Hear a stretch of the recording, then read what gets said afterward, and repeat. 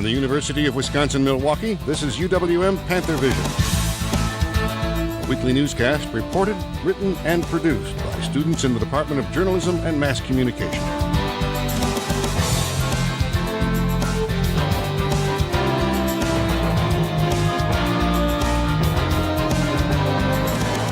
And now, the news.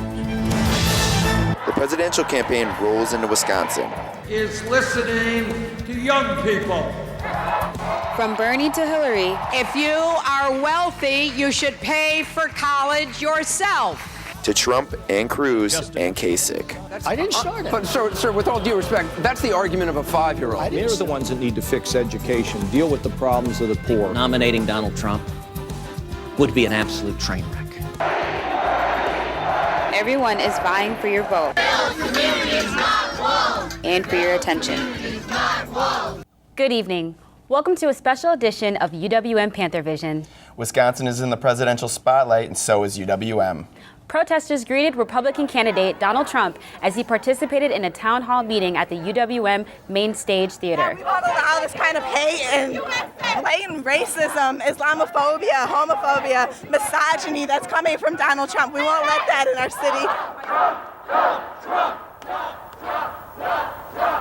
Trump's controversial comment about race. They also called out the university and Chancellor Monet for allowing this town hall to occur on campus. UWM Dean of Students Tim Gordon was standing nearby and also took some of the heat for Trump's visit. You know, my job and really UWM's commitment is to make sure that everyone's voice is heard. The demonstration took to the streets briefly, but mainly stayed outside the theater. Tensions increased when the MPD brought in mounted police. One former UWM student was taken into custody and cited $300 for resisting arrest. Trump attracts a crowd wherever he goes, with passionate supporters and protesters alike sharing their thoughts. PantherVision's Emily Zantow takes us to a Trump rally in Janesville, where tensions were high. Believe that we will win. We'll win. I believe that we will win. Thousands gathered outside the Janesville Conference Center in support and protest of presidential candidate Donald Trump on a recent Tuesday. People of all ages were in attendance. Support Trump because of his immigration policies, his economic policies, and he's not a politician. You think media puppets and inside corruption is not good. Completely against Donald Trump as a presidential candidate. I don't think he's fit for this country with the garbage that spews from his mouth, the non-substance whenever he talks for hours on end, and there's no substance, there's nothing to it. Some protesters and supporters clashed. He's not a fascist. This whole talk of who's a Nazi and who's a fascist. Some came just to see the action. Want to experience it and see how it goes. A lot of people, more than I expected. Yeah, way more. Trump said there were over 5,000 supporters outside who didn't make it in. I'm going to come back. We're going to come back to this area. You guys cannot come. Okay? All of the ladies can come, but the guys can't. He left supporters with a message. We're going to make our country so great again. We're going to make our country so strong again. Our military is going to be so amazing. We're never going to have to use it. Don't forget. For PantherVision, I'm Emily Zantow. Nearly 4,000 people were in line to get into the event, but the venue only held about 1,000. Another Republican hopeful has a significant following here in Wisconsin, and he picked up some key endorsements. John Giddings has that part of our coverage. The entire country is focused on the state of Wisconsin right now. Republican presidential hopeful Donald Trump may have the lead nationwide. First people can't miss it. Straight ahead, and you're all set. But Texas Senator Ted Cruz appears to be the frontrunner here in Wisconsin, picking up endorsements from Governor Scott Walker and State Senator Dewey Strobel. He's going to do what he says, and he's going to go there. He's going to fight against those special interests, and he's going to fix what is wrong in Washington, D.C. Former presidential candidate and Hewlett-Packard CEO Carly Fiorina is another endorser of Ted Cruz, and Cruz himself speaks highly of his former primary opponent. You know what's at stake in this election. Our jobs are at stake. Our economy is grinding to a halt thanks to all that power concentrated in the hands of too few. Our freedoms are at stake. The Supreme Court hangs in the balance, and I know the kind of Supreme Court justice that a Ted Cruz will nominate. She's strong, she's inspirational, and let me tell you, that woman gives Hillary Clinton nightmares. Cruz has a no-nonsense approach to growing the private sector. You want to see the economy take off, it's real simple. Take the boot of the federal government off the back of the necks of small businesses. He did not mince words on one governmental agency. We should abolish the IRS. Cruz was very blunt regarding the Affordable Care Act. If I'm elected president, we will repeal every word of Obamacare.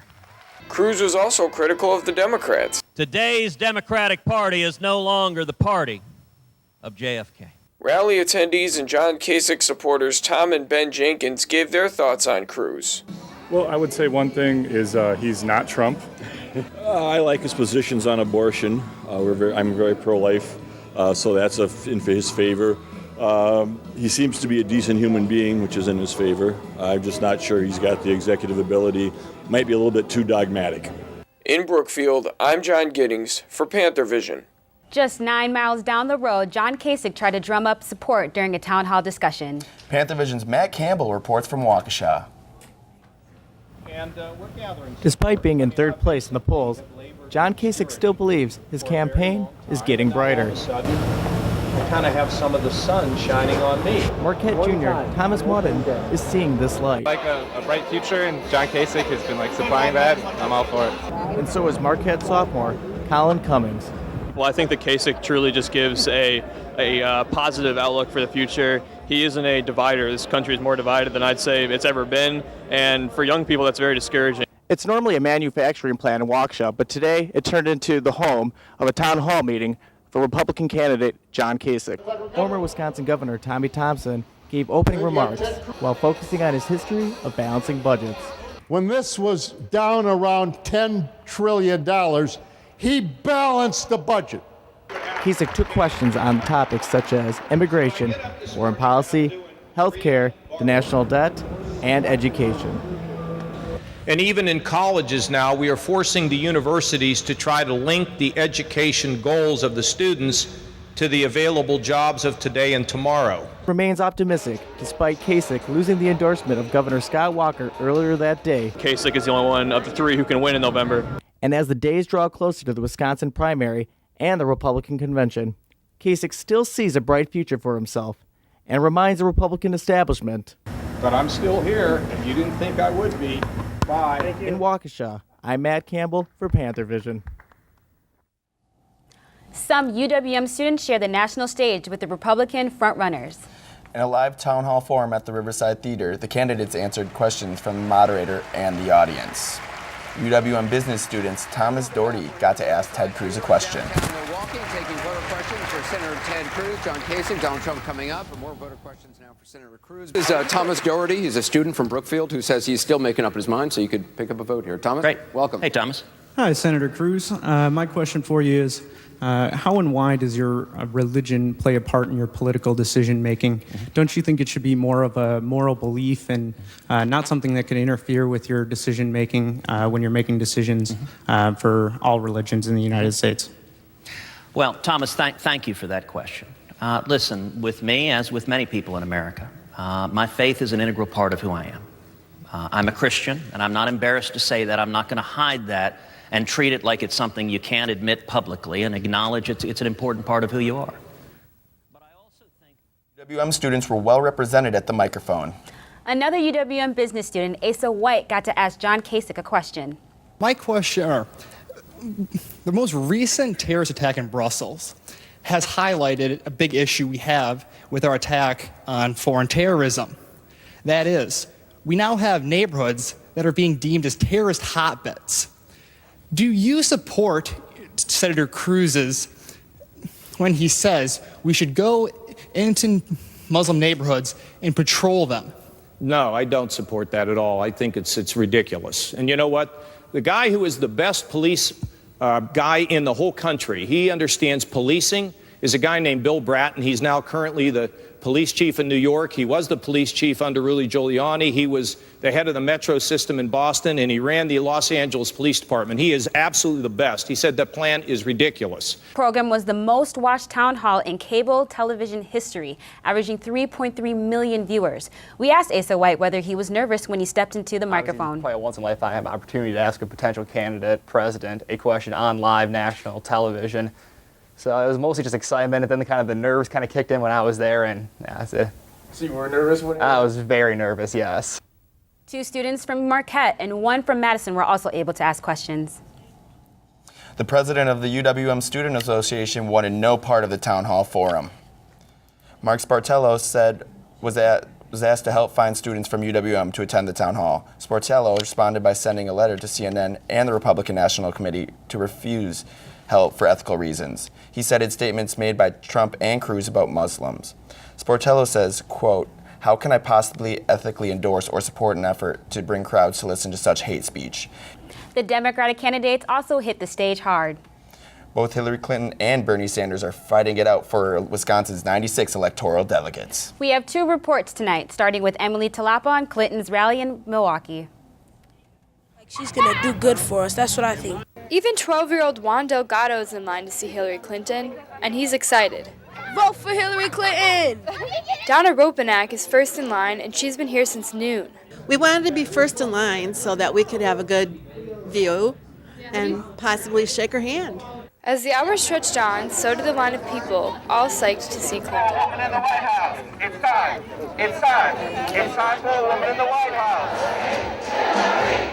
The crowd filled the gymnasium of the Mary Ryan Boys and Girls Club of Greater Milwaukee in Sherman Park. Clinton took to the stage and greeted hundreds of supporters. Thank you! Thank you all so much! Thank you, I'll tell you. I am so happy to be back here in Milwaukee. She touched on healthcare, foreign policy, racial injustice, women's rights, and higher education. She wants college to be affordable for Americans who are working. I think if you are wealthy, you should pay for college yourself. And we should focus on middle class, working, and poor families. Clinton asked that students work 10 hours a week to get financial help and support their university. Her opponent, Bernie Sanders, is also storming the state. T.C. Muzinga takes us to one of his rallies. I feel the burn, that's for sure. Oh, I'm burning up, baby! I'm feeling the burn so heavily that I'm thinking about applying ointment. It may seem like a concert at the Alliant Energy Center in Madison, but the rally is full of voters feeling the burn for Bernie Sanders. The building is the melting pot, mixed with all type of races. From senior citizens to infants, they show their support for Sanders. During the show, if you can find a spot, supporters come together for many reasons. Political reform. I want to see some change. One of those reasons is to reach out to Wisconsin voters before tomorrow's presidential primary election. Begging Americans, please vote. This campaign is listening to young people. And as for college, we need to make public colleges and universities tuition free. And he's confident in winning the hearts of Wisconsin voters. Don't let anybody tell you we can't win the nomination or win the general election. We're going to do both of those things. As Sanders leaves the stage, 8,000 supporters live the hype and feel the burn. In Madison, I'm T.C. Muzinga for PantherVision. A UWM alum is running for the top job in Milwaukee County. We'll tell you all about that when we come back. And there's an important election on campus that you might not know about, but you should. All that and more when PantherVision continues. You ready again? Let's go do this. At MATC, we award lots of degrees, but not everyone makes it to our big ceremony. Samantha, I own lamb. Thanks to the hands-on training they receive from industry experts, many of our grads are already hard at work. But that's okay. They end up with something even more rewarding than a diploma. A career. MATC. Redefine smart.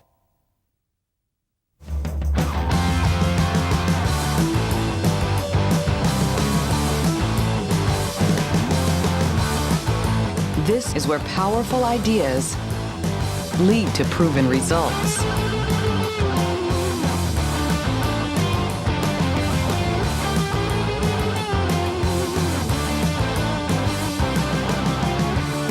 This is where you belong. While all the attention is going to the presidential primary, there's another big race on the ballot. UWM alum Chris Larson is running against incumbent Chris Abley for Milwaukee County Executive. The two debated at UWM Zalazo Center. The two candidates covered multiple topics, one centered around Milwaukee County finances, responding to ads and mailers put out by the Abley campaign. Senator Larson said his ideas were misconstrued and revisited his tax plan. And where we stand on it is we stand, right, it's a property reduction plan, right? Its goal is to shift from property tax over to a sales tax where we're getting our revenue. And this is something that's, it's something we've been talking about for 8 years. It's something that passed with a majority of the vote across Milwaukee County. I don't know if there's anybody who is pro-taxes for their own sake. Nobody likes to increase the cost for the people who government's meant to serve. But the time to ask for an increase in revenue, whether it's taxes or any other, is when you can tell the public, and they should demand it, that if you're going to pay more, you're going to get more services. Voting is April 5th from 7 a.m. to 8 p.m. If you don't know where to vote, you can find out at the Milwaukee County Election Commission website. You might not know it, but there's an important election at UWM as well.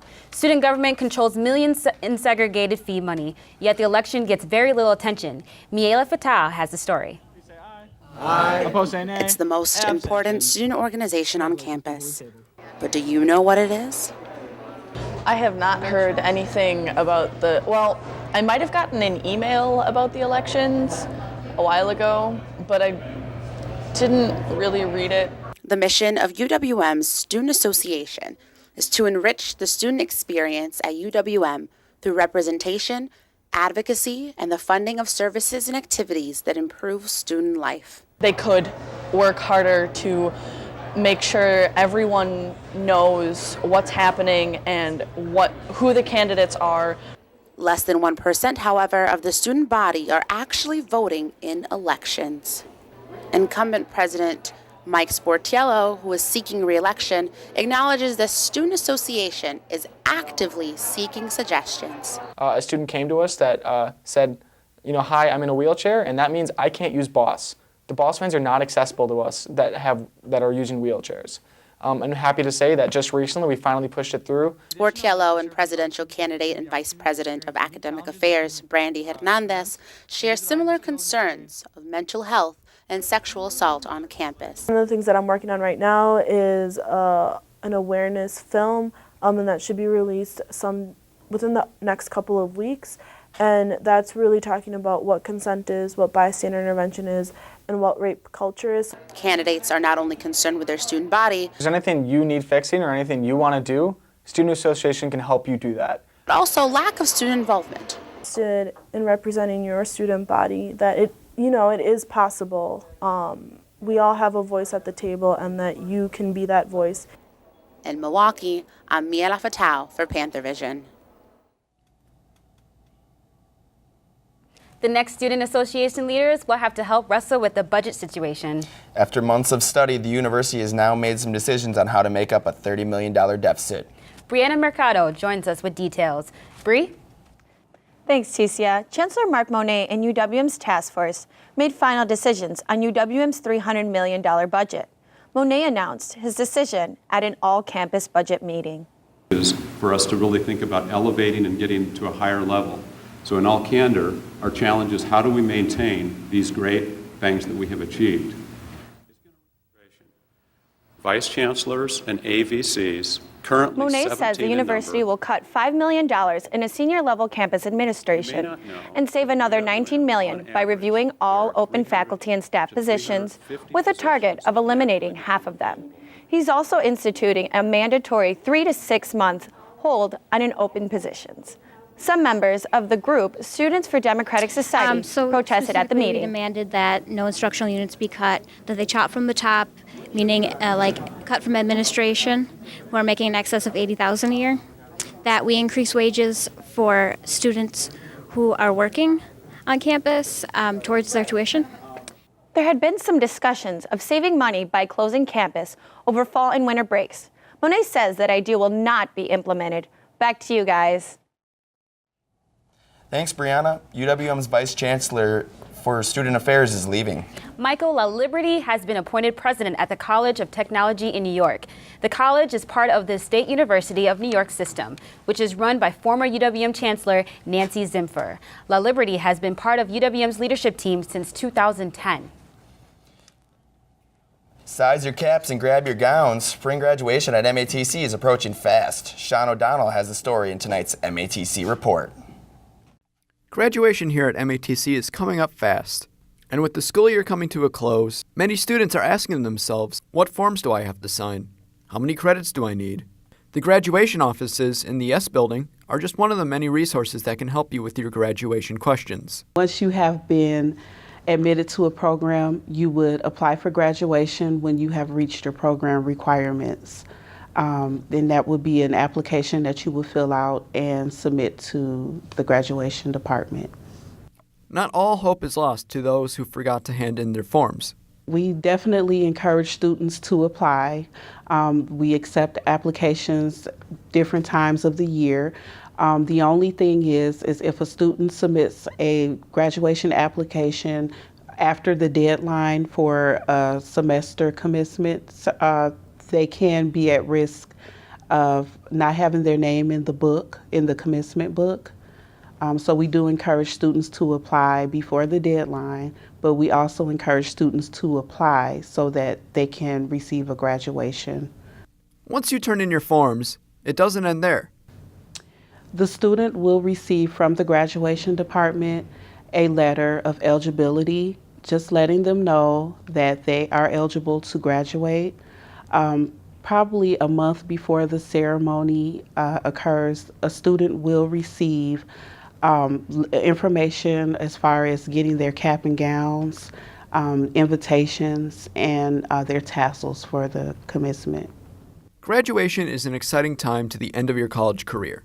So it's okay to be excited for graduation, but just make sure you have all your forms in. I'm Sean O'Donnell for PantherVision.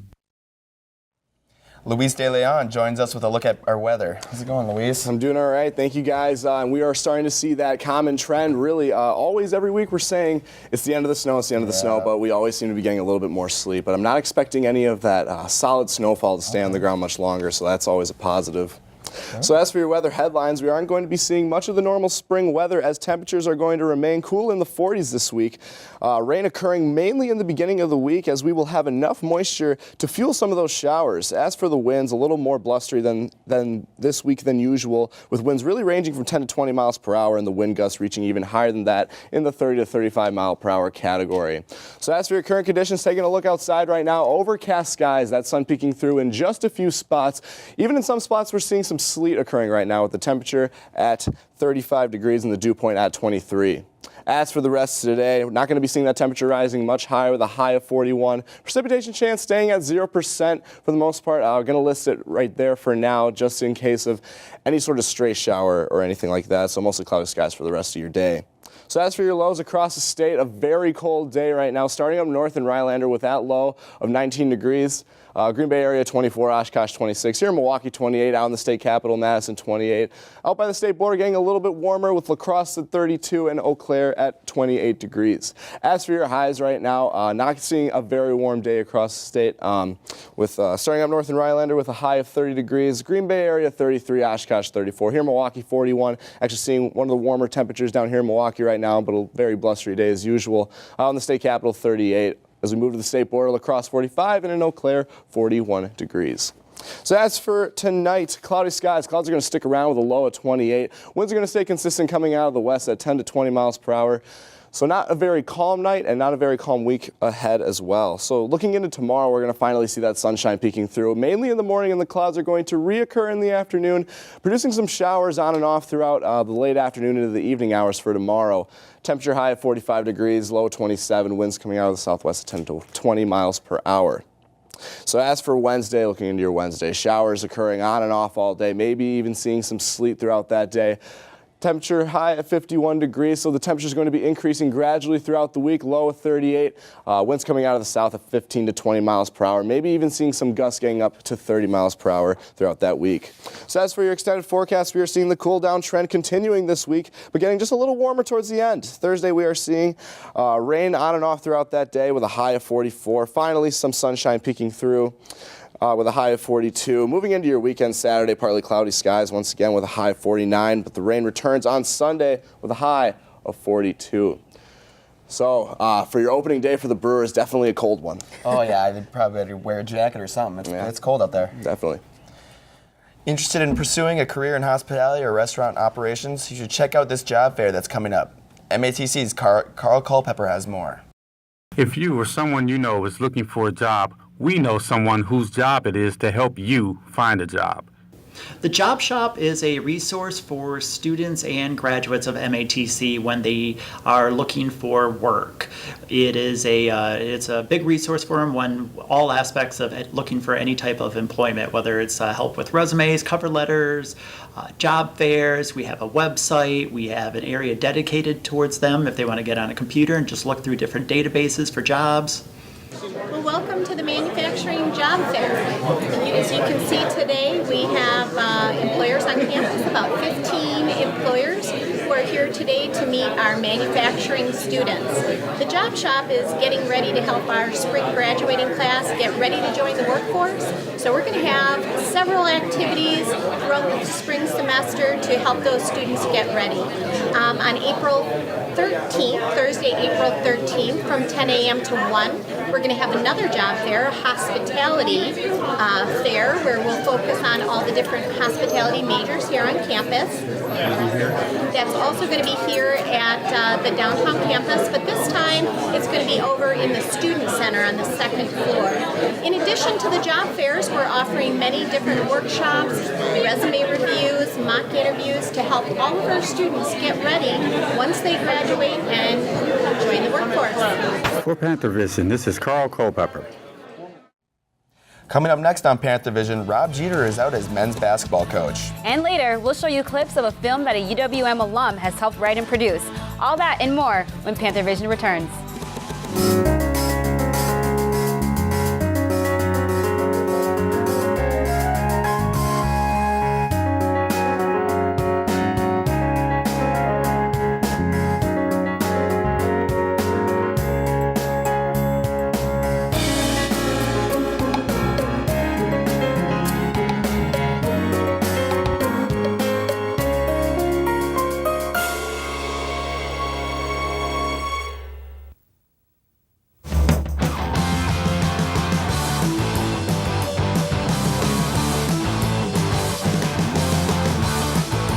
This is where powerful ideas lead to proven results.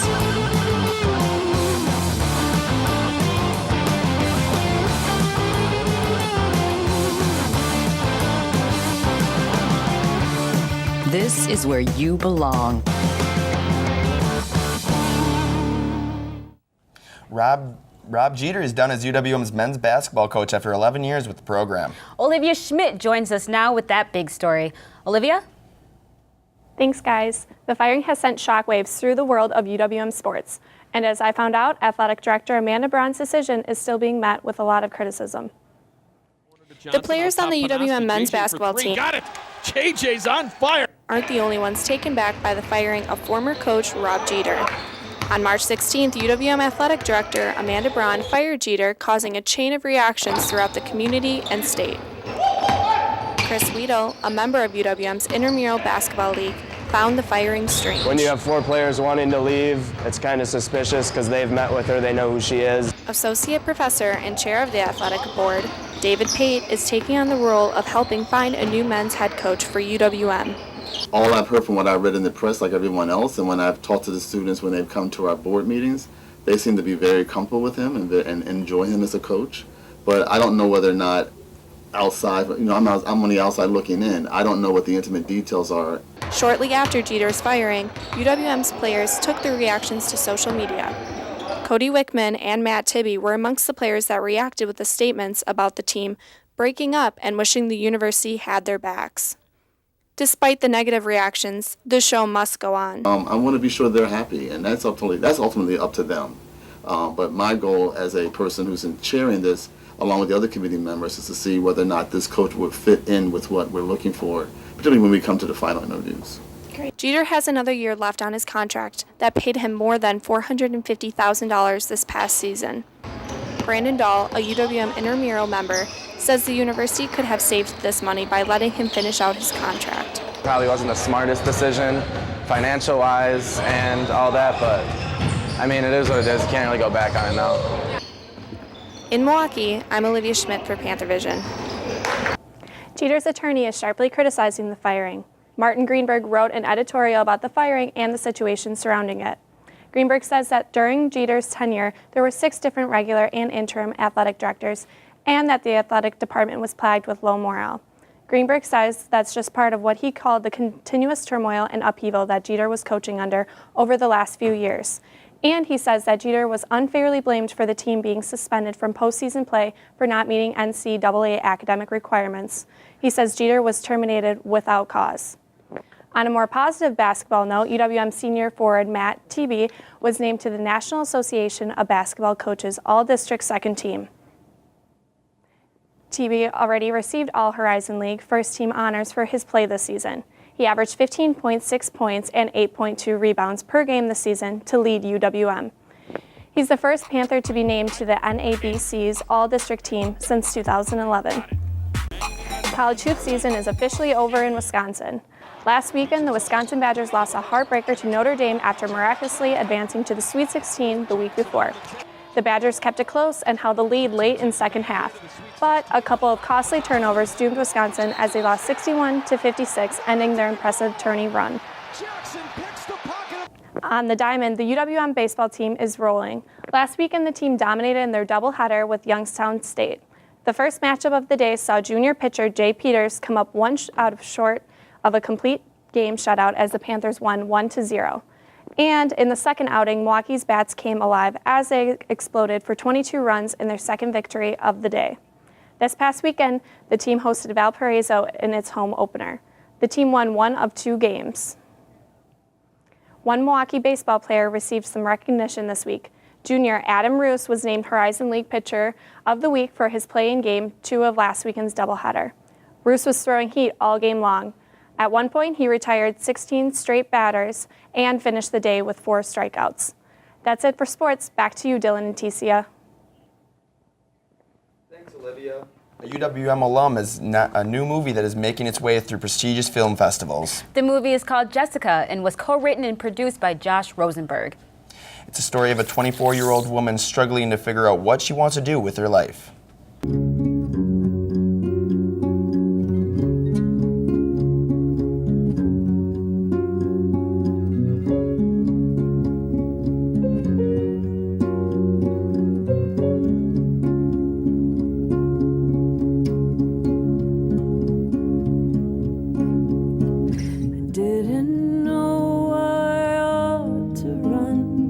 I didn't know I ought to hide.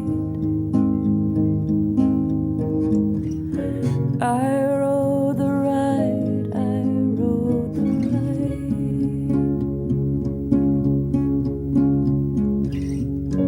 I rode the ride, I rode the ride. So then just have him close it? That's it for Report. Thank you for tuning in for tonight's edition of PantherVision. Have a great week.